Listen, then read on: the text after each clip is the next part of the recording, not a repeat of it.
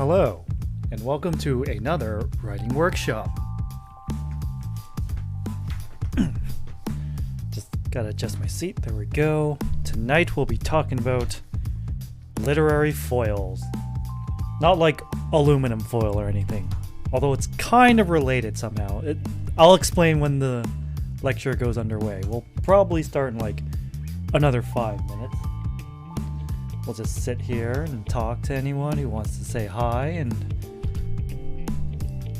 and thinking about it now, I should have spent my Christmas break working on this, but I regret nothing. I spent my Christmas break just lazing about and doing nothing, which was something I didn't know I so desperately needed to do. I feel noticeably more refreshed now that I've actually taken some time off and just did nothing. Not worry about streams, not work on anything, even though I probably should have worked on some things, but whatever. I made my choice, and it turned out to be a good choice in the end. Anyways, this lecture, it's gonna be a fairly short one because it's a pretty self-explanatory topic, but we can still go into a bit of detail, and there's plenty of examples we can talk about. Because now that I think about it, Kamen Rider is just full of like narrative foils. We'll get into that.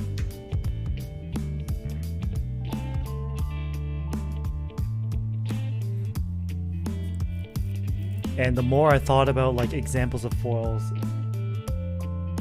the more I realized how extremely common it is. And although it's common, it's still effective. It's one of those things of like show, don't tell. Like,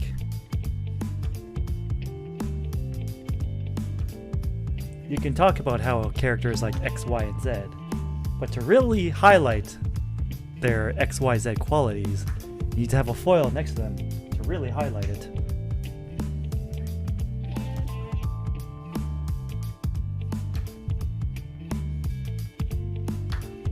And let's see, next Wednesday, I'll probably be starting a new Let's Play,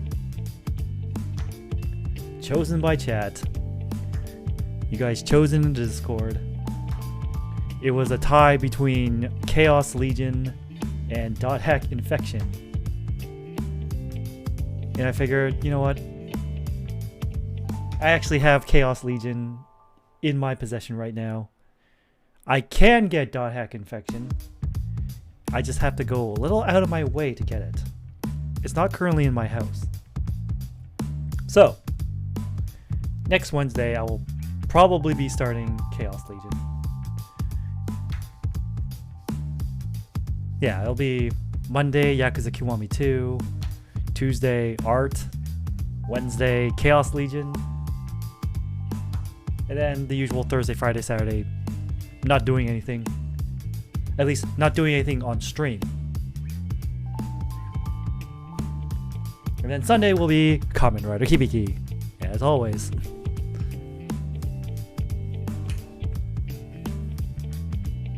But also, doing these writing workshop lectures just reminds me, I really need to get back into writing.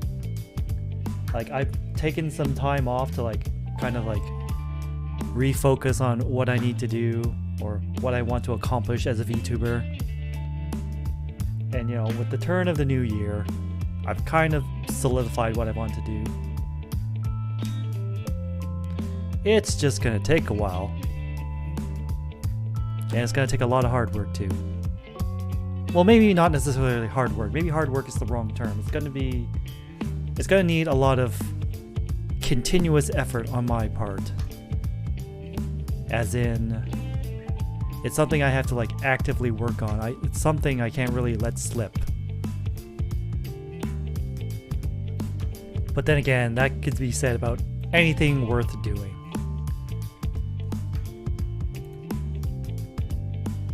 Anyway, we can start the lecture now. So, narrative foils. What is a narrative foil?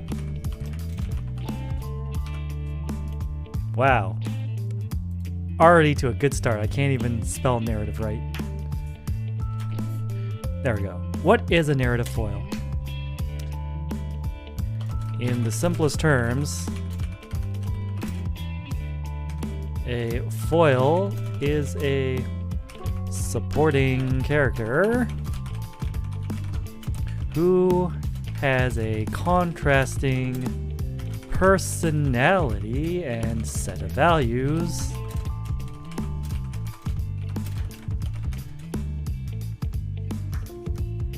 to the main character.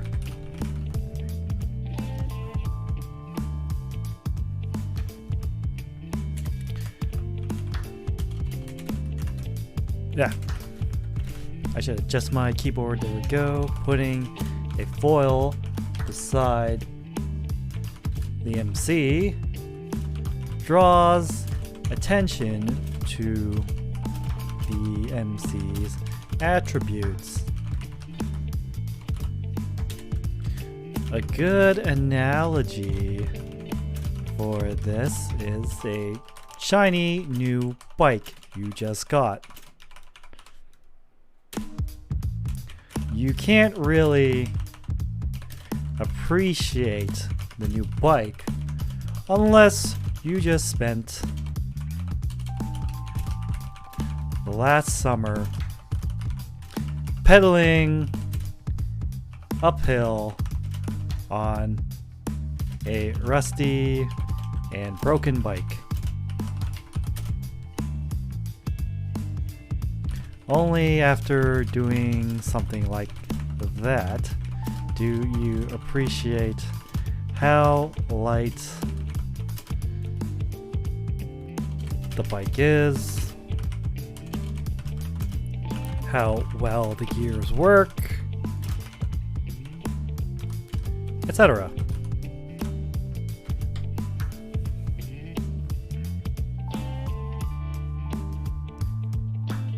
That's a good analogy, actually. Like, you don't really appreciate like having a good thing until unless you've spent like a good amount of time being without the good thing or having to suffer through the bad thing.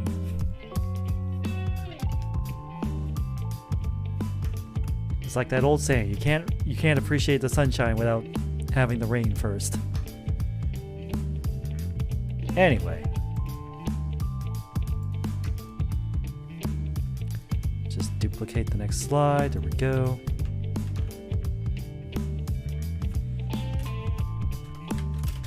A foil can also be an antagonist, but it's not necessary.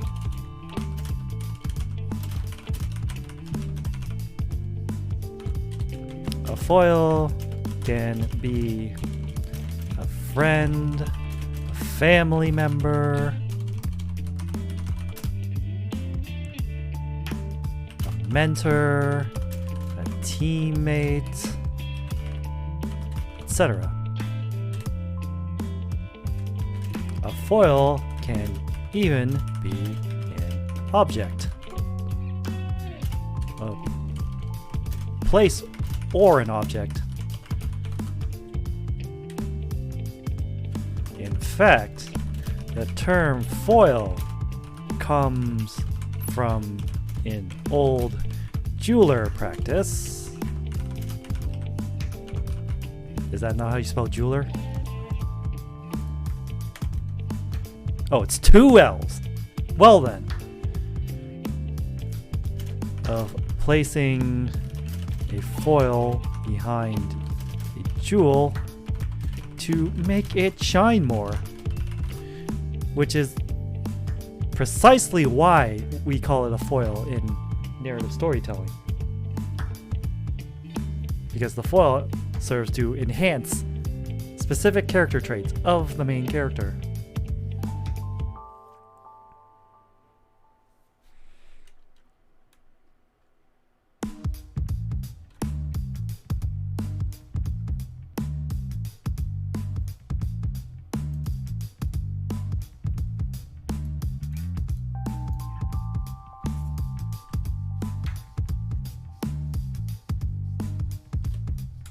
A foil serves to shine a spotlight on one or multiple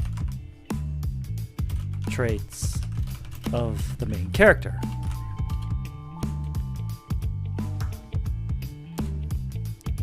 Like, for example, we have intuitive versus logical. Like with Captain Kirk versus Spock in Star Trek. Idealistic versus pragmatic. Captain America versus Iron Man. Cheerful versus misanthropic. Donkey versus Shrek. Daring versus cowardly. Frodo versus Sam. Etc, etc, etc. You can see where I'm going with this. Foils are like everywhere. In every like piece of media and every story.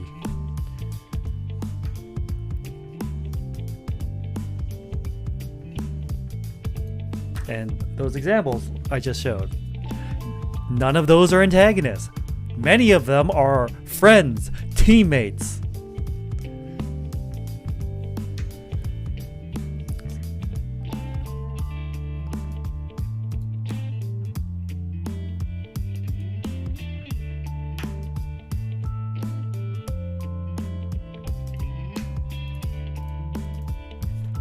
So, why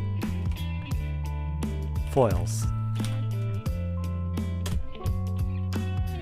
Foils can provide a deeper understanding of the MC, usually through contrasting.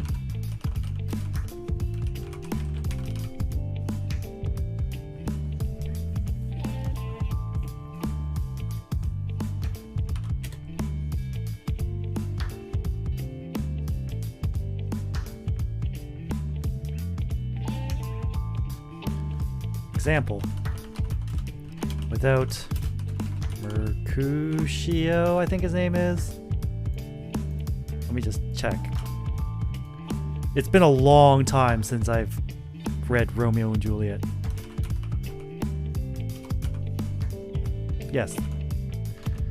Without Mercutio, Romeo would just seem like a boy in love.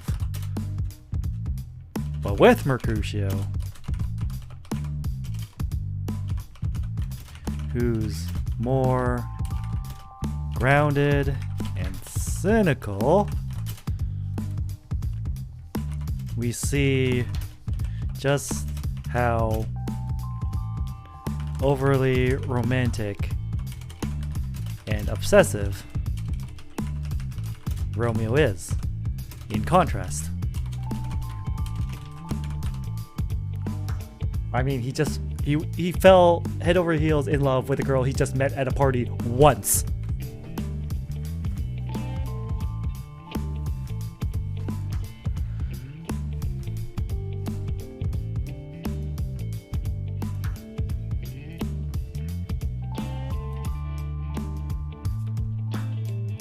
Foils can put a character in context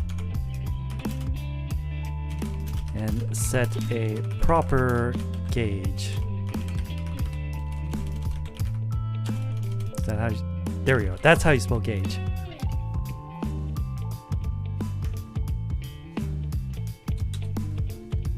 If you want to, for example,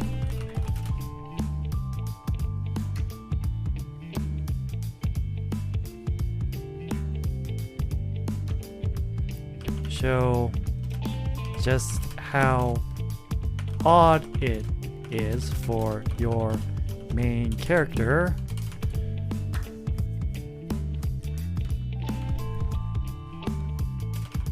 to be so calm and collective, put them in a team full of loud and impulsive coworkers.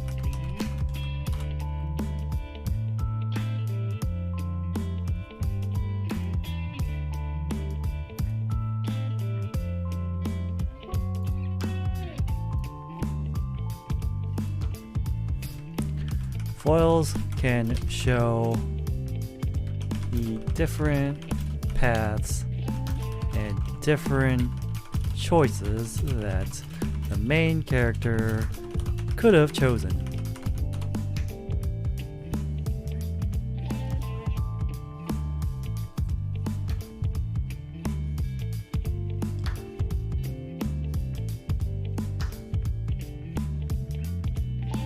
Okay, I'm having a hard time, but I think the example I'm thinking of is Hamlet.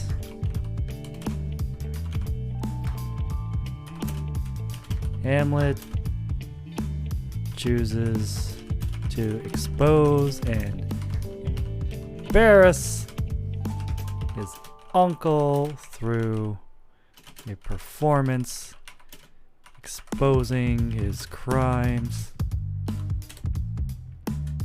However, the foils take a more direct approach in their quest for vengeance. I forgot what their names are. It's been a long time since I read Hamlet.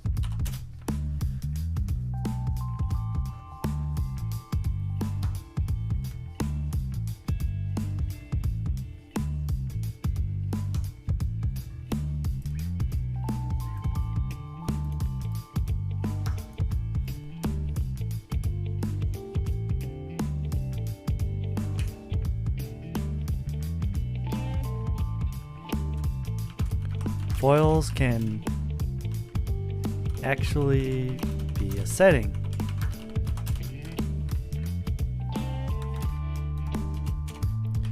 An environment that the hero can react to.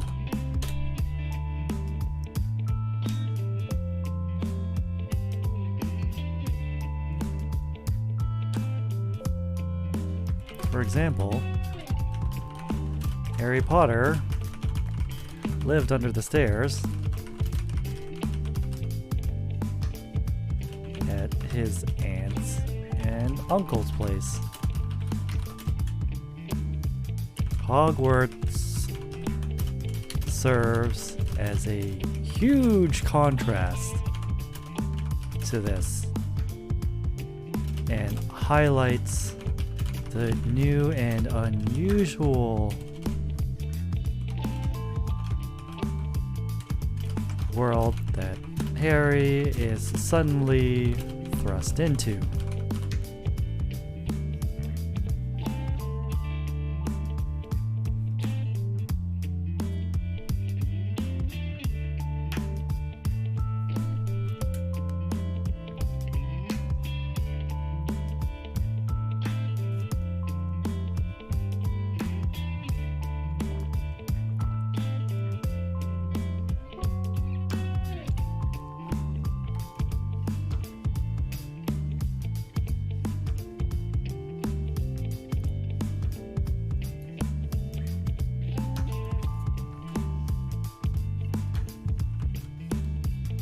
In short, foils help with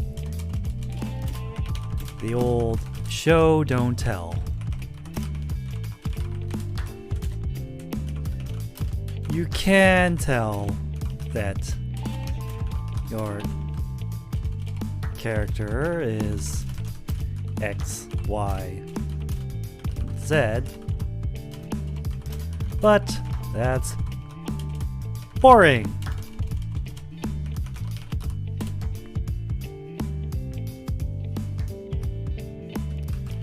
Showing that your character is X, Y, and Z by placing them beside someone who's A, B, and C is much more effective.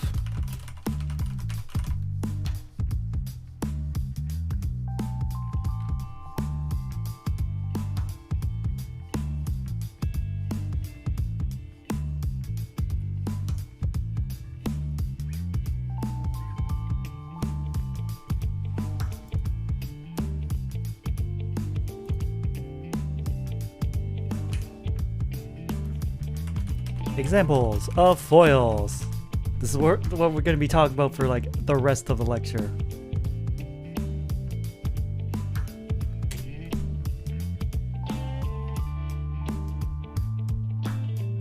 Probably the most obvious one I can think of right now is Buzz Lightyear and Woody from Toy Story.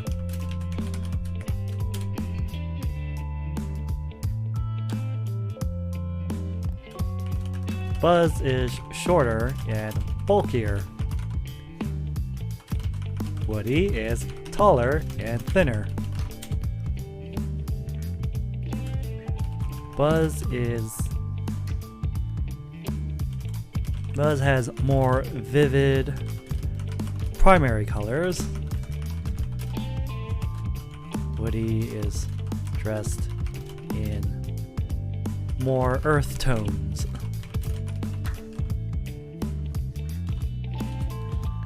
Buzz is self-assured.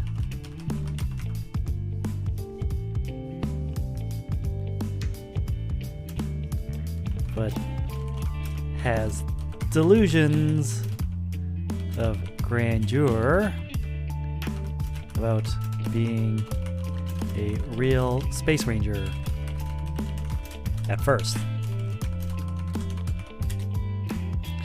Woody is more cowardly but caring, satisfied in his role as a toy.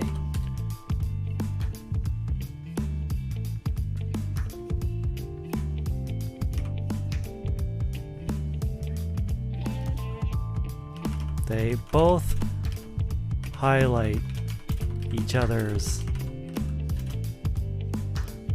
qualities and ultimately help each other become more rounded out by the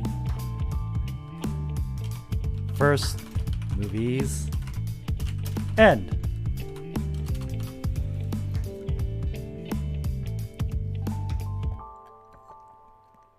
Oh, and that's not the only Toy Story foils I can think of.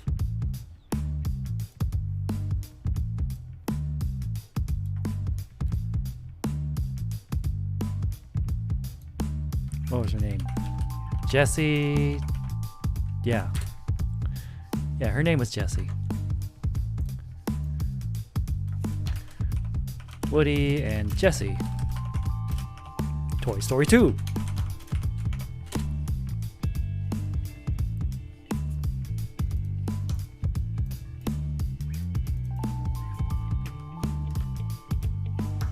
Both come from the same toy tie-in for the Sheriff Woody Show.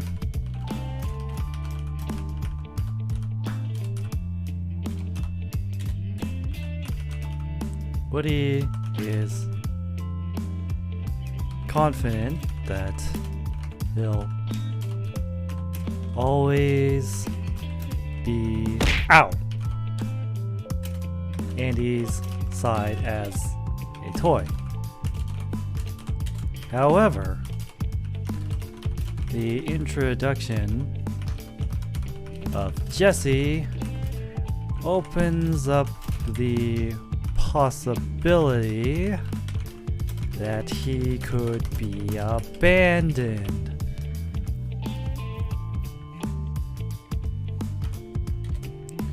Jesse represents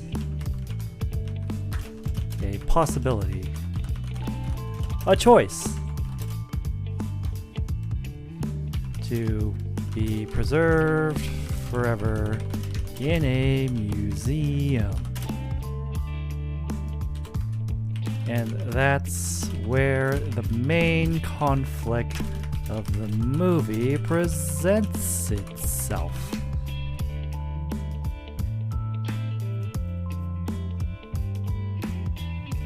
Also, hi Odin. You really just had to throw something at me again, didn't you?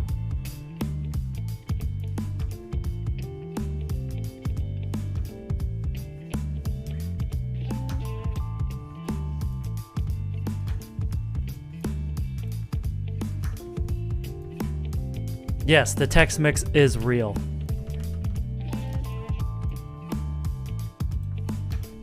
And it's only limited to 1 per stream. Because guess what? That stuff doesn't taste good. It's nasty. Alright, another example of foils. Sherlock Holmes and Watson.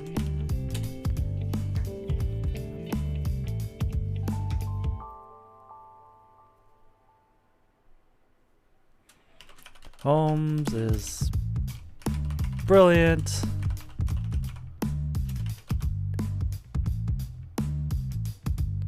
And Watson is more. Watson got to where he is through effort.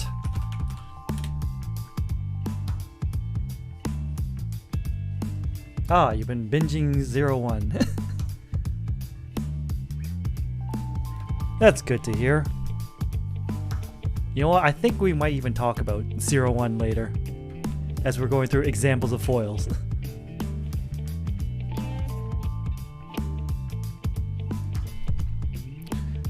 Holmes takes things outside the box, while Watson is more by the book.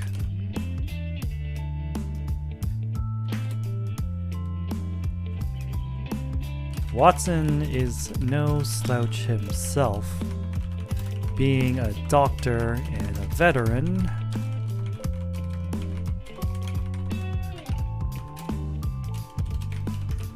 So him being impressed by Holmes's deductions just further accentuates how brilliant Holmes actually is.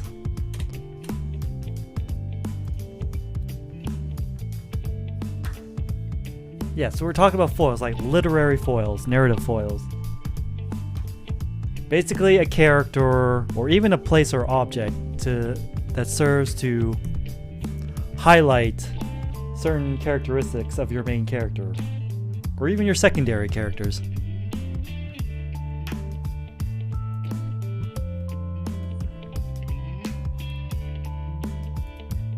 And one I talked earlier about before is Captain America and Iron Man.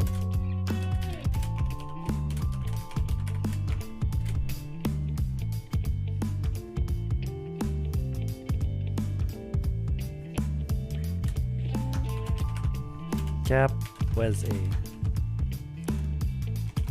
boy from Brooklyn, joined the army,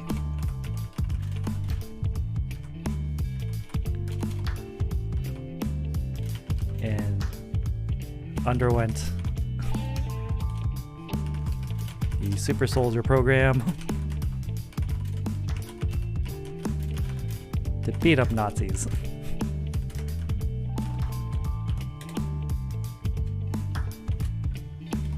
Iron Man is a rich, cocky genius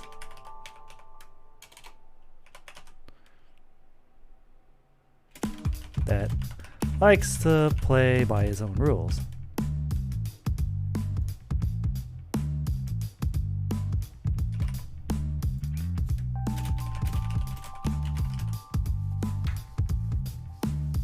That's the thing about like word editors. It catches misspellings, but it doesn't catch like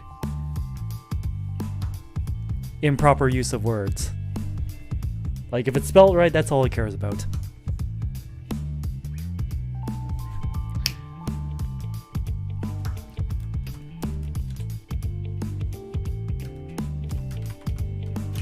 They are both driven to do good,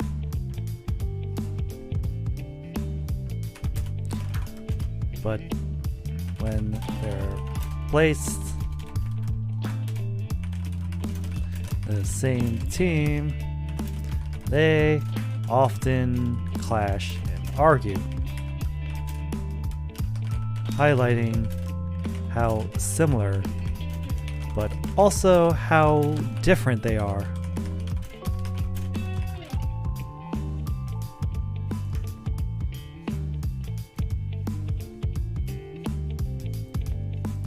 And next I'm going to talk about probably like one of my favorite ones, Dante and Virgil from Devil May Cry. Mainly 3.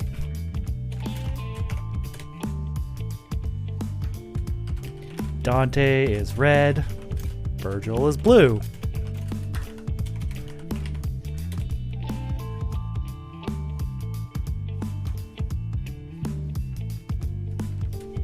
Dante uses a big sword and guns. Virgil uses a katana, like the weeb he is.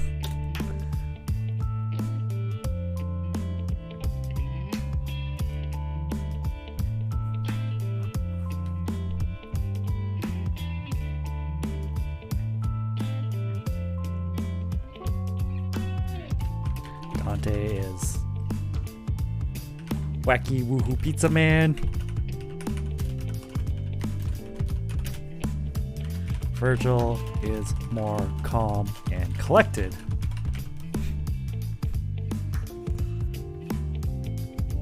Yes, we've all seen the copy pasta.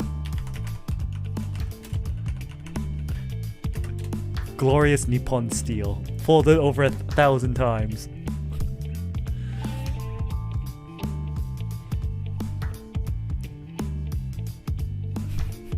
From Ken-sama, American Otaku.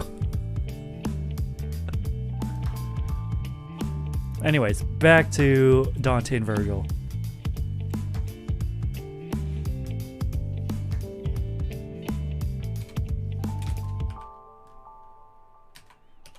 Dante rejected his demon side. Virgil rejected his human side.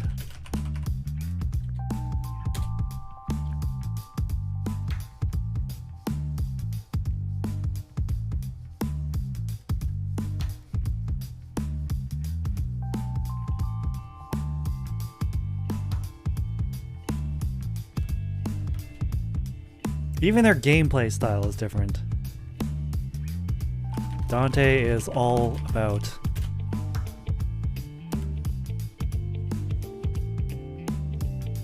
being flashy and versatile.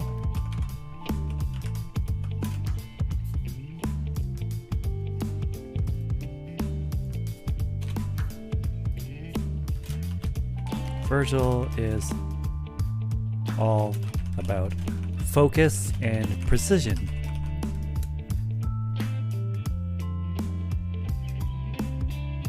Consider yourself a lucky, kid. You got me to take out my sword. Nothing personnel, kid.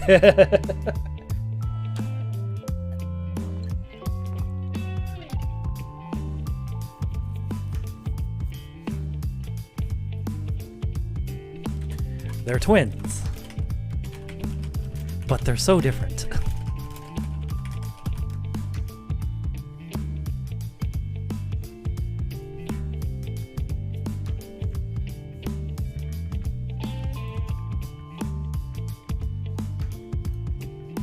And yes, now we're at the inevitable Kamen Rider examples. Shotaro and Philip. Kamen Rider double.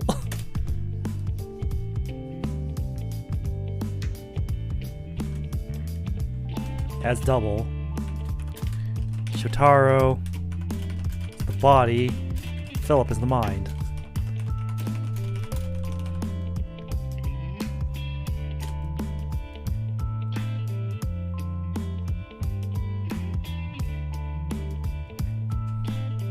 Shotaro is emotional.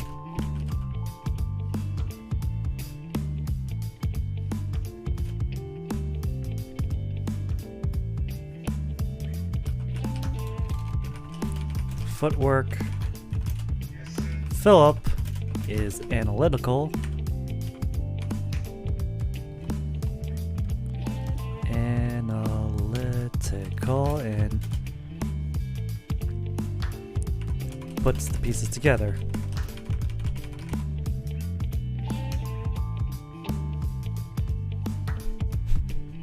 Witness me as I pull out my sword, a beautiful piece of glorious Nippon steel, folded over 10,000 times, crafted by the greatest sword makers in the land of Nippon has to offer.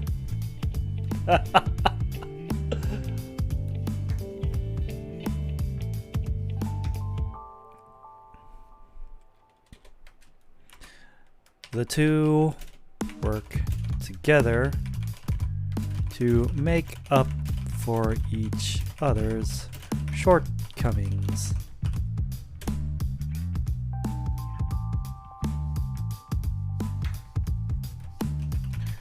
Shotaro gets too emotionally invested in his clients, while Philip can get too tunnel visioned in whatever he's researching. They both help rein the other in.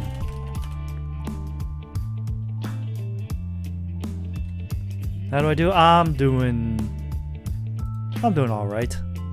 I'm working on this little writing workshop lecture as I do every first Wednesday of the month, so I can help other people get better at their own writing. At least I hope that's what people are doing by watching this.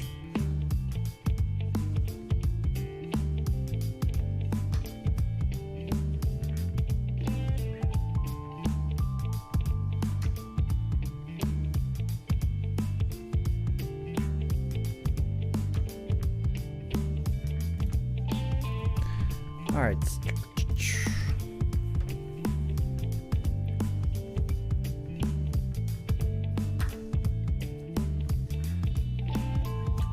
Let's see.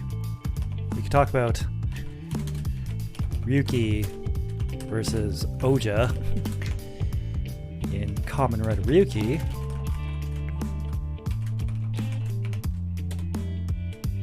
Shinji serves as the ultimate good in this conflict, while Sakura is the ultimate bad. Shinji wants to protect people from the mirror monsters.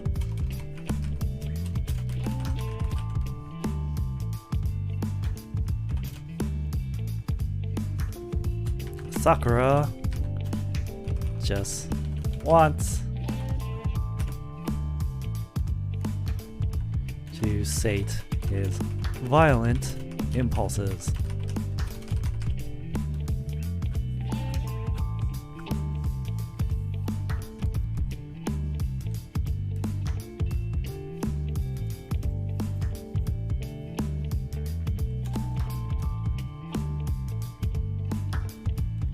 all the other riders fall in between these two on the spectrum of good and bad.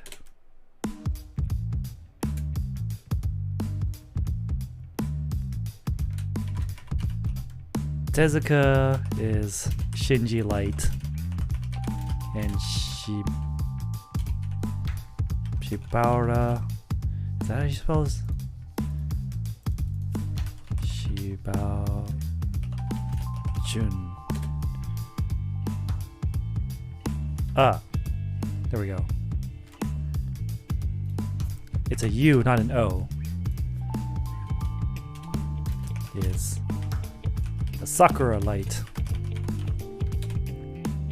Tezuka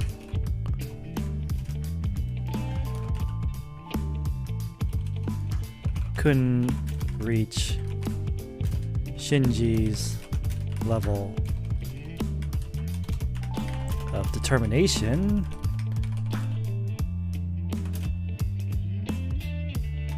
and Shibara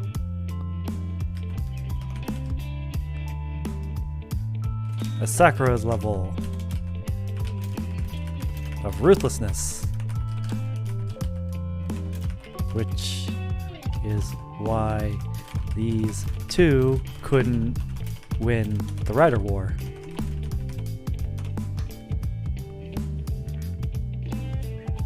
Oh, you're 2 episodes away from finishing 01? Let's go! 01, 01, 01, 01. Man, I can keep going with like these Kamen Rider examples.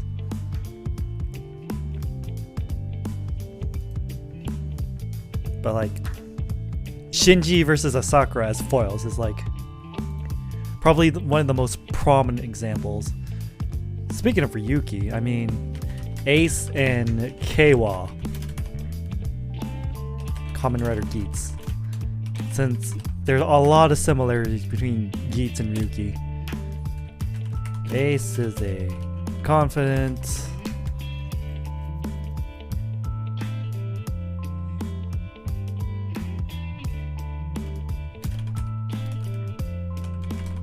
Ace is a confident trickster and veteran participant in the Desire Grand Prix. Keiwa is fresh out of school and looking for his purpose in life.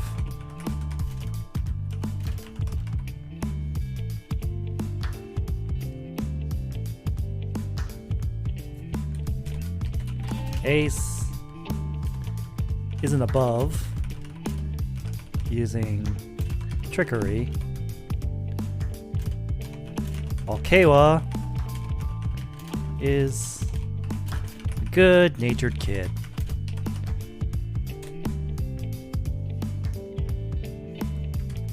The Kitsune versus Tanuki theming the two have further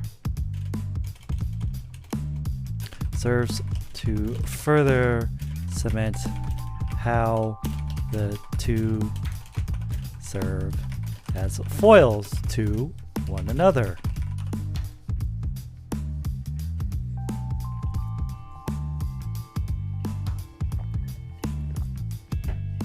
Because if I recall correctly, in like Japanese folklore, Tanuki and Kitsune are often like rivals to one another. Sometimes even arch nemesis.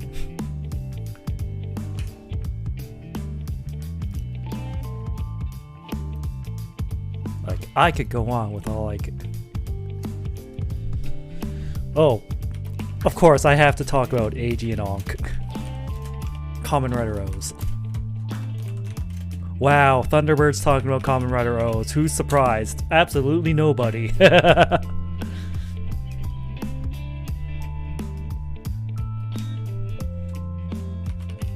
Eiji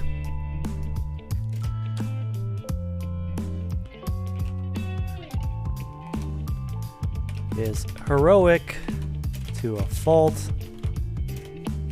and even had an arc showing how that's actually a bad thing.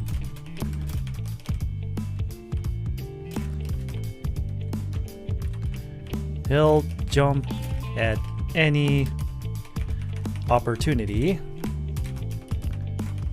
to save someone in need.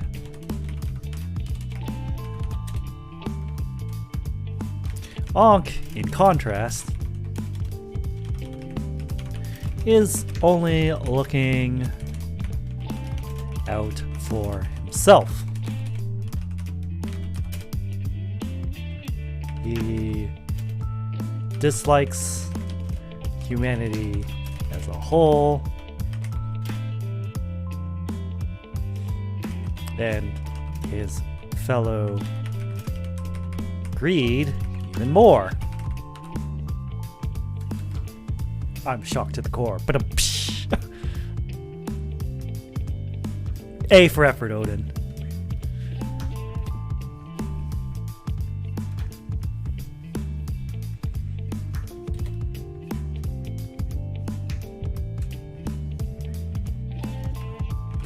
The two must learn to work together regardless.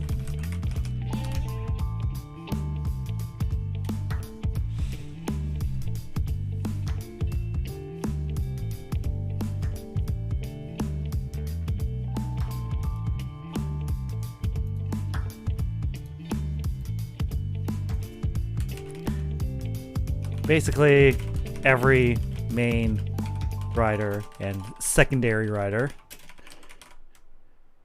are foils to one another. Agito in G3, Ryuki and Knight, Faiz and Kaiza, Blade and Garen,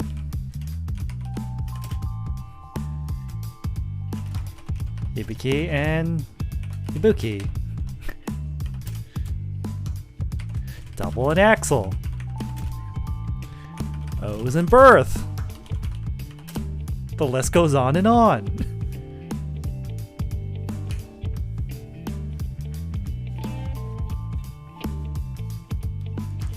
Forze and Meteor, Wizard and Beast, Gaim and Baron, Drive and Mach, Ghost and Spectre,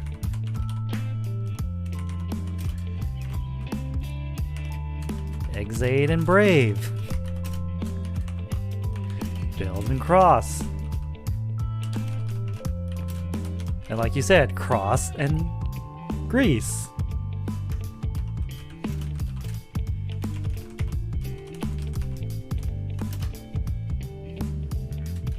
Geo and Gaze, 01 and Vulcan, Saber and Blades, Revice and Evil, and Live to an extent, Yeats and Tycoon,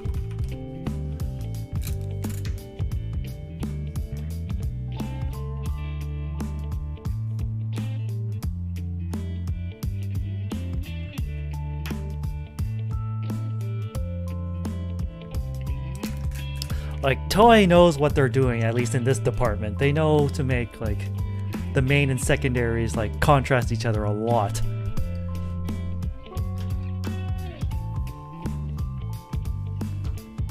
Yeah, but in Geats, like, we could get, like, another 13 series, like, rider series like Ryugi, but, like, usually it's, like, we have, like, our core 4 in Geats, Nago, Tycoon, and Buffa, and then a bunch of extras that are most likely gonna get killed. So it's kind of hard to get attached to the rest. But yeah, that is tonight's lecture on narrative foils.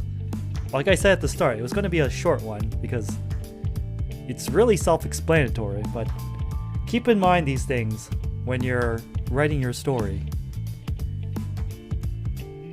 Because if everyone's the same in your story, it's kind of boring. You gotta have like contrast and conflict. It makes things interesting. Anyway, let's see who's on right now. Who can we raid?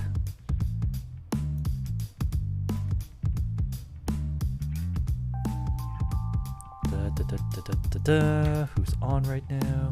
There's a lot of people on.